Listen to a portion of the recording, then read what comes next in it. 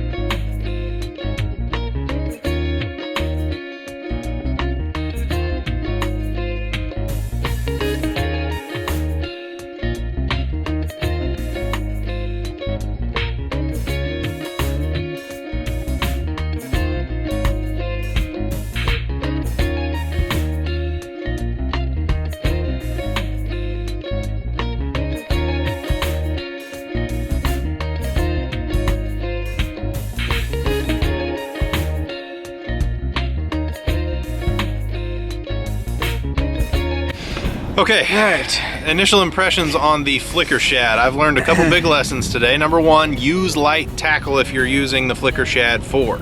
Yeah, I would have been better off bringing a spinning reel for it, but as far as its action is concerned, I don't think it's, I guess you can run it like a crankbait. I don't see how you're gonna get 6 to 8 feet out of depth out of it by running it like a crankbait.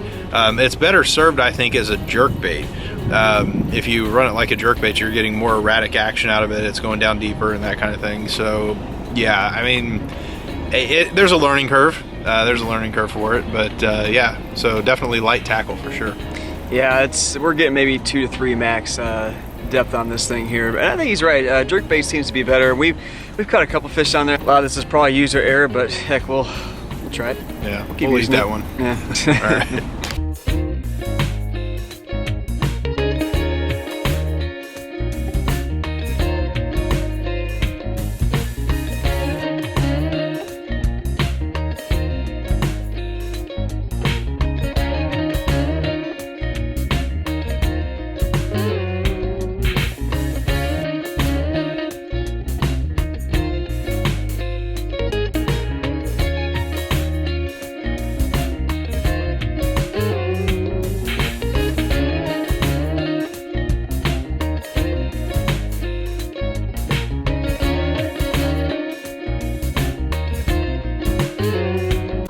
All right, scorecard time with the Berkeley Flicker Shad.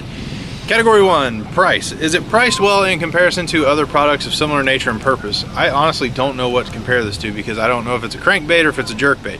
I had better luck with it running it like a jerkbait because I was able to get more depth out of it and more of an erratic action. But I guess compared to, so I'm going to compare it to jerkbaits.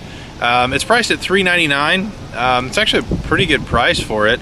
So I'm actually going to give that a 4 out of 5 on the price point, because I think that's above average as far as its price. I'm going to run that as a crankbait, because that's just what the description says it is. So it's all right. You know, I've seen some other ones that are, you know, actually a lot less than that. So I'm going to go with average on that. I'm going to go with a 3. Okay. Next up is function. Did it perform the way that it was supposed to perform? I don't know how it was supposed to perform. I mean, it said according to the description there's like a hard rolling action and that sort of thing, and I think that's true. Again, when I'm presenting it like a jerkbait, so for that, yeah, it does. So I'm going to go with another 4 on that, because I think that it does have good action. I just think that there are other jerkbaits out there, jerkbaits, crankbaits, you get kind of a better result with, or better result as far as its function is concerned. On the crankbait side, yeah, I'm with a 5 on that one. I mean, I used it for a little while, caught a couple fish on there. So, I mean, you know, just like a regular crankbait, it worked fine to me. So I'll go with a 5 on that.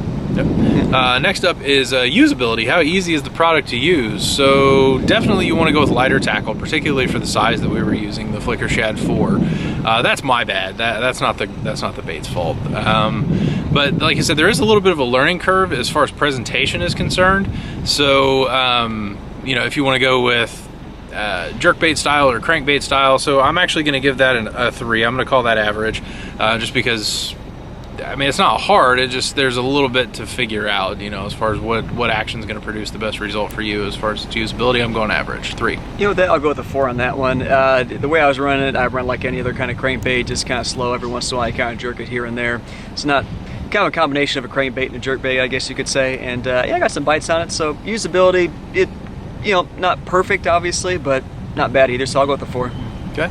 Next up is durability. Did it hold up during the test? Well, we did catch some fish with it when I could cast it. I did knock it off a couple of docks or two. It still looks good. You know, there's no issues with paint chip or anything like that. The hooks are still sharp. So yeah, its durability gets a 5 for sure. Oh yeah, easy 5 on that one. Yeah, held up great. No chips on the paint. We'll go with the perfect on that 5. All right. Last but not least is its effectiveness. Did it produce the expected results? The expected results for a lure that's a bass lure is to catch bass, and we did that. So yeah, 5 out of 5 from me on its effectiveness. Yeah, I'll go 5 out of 5 on that. I mean, I wanted more bass obviously, but you know, what are you gonna do? I caught a nice bluegill. I was happy with that too. So yeah, we'll go with 5. All right. Yep, how much that is. So what we do from here, guys, we take our 2 scores, add them together, and take the average of it. Each of us are able to give out as many as 25 possible points. If you've been here for a while, you know that. So I'm giving away 21 out of 25 points on my part to the Berkeley Flicker Shad. How about you? I'm gonna do one up. I'm gonna do 22. So for our official score on the Berkeley Flicker Shad, we're gonna give it a 21.5 out of 25 possible points. So not bad. My biggest problem with it today was my own fault. I selected too heavy of a rod and reel for it, so that's my bad.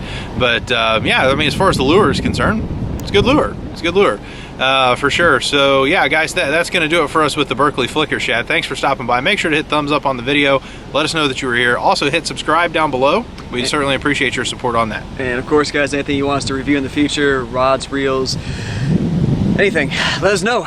Comments, please. Thank you. Absolutely. All right, guys, thanks so much for stopping by. We're the KC Bass Guys. I'm Brandon. I'm Todd. Y'all have a good one.